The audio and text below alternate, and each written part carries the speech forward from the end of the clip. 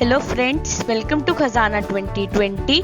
Today's video is about Father's Day gift ideas. Make this Father's Day a memorable one by gifting your dad a DIY photo frame. So let's get started.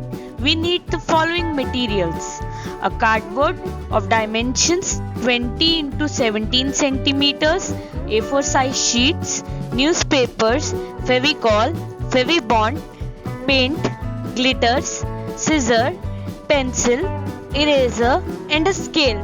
Now you just have to follow the given steps.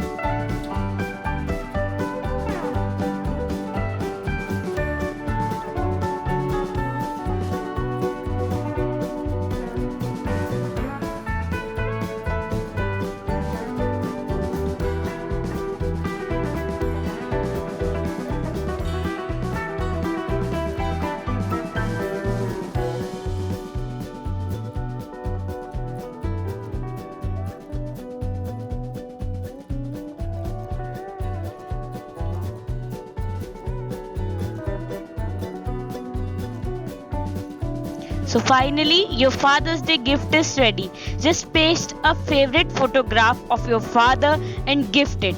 It's a very easy DIY that you can gift your father. Definitely he will love it.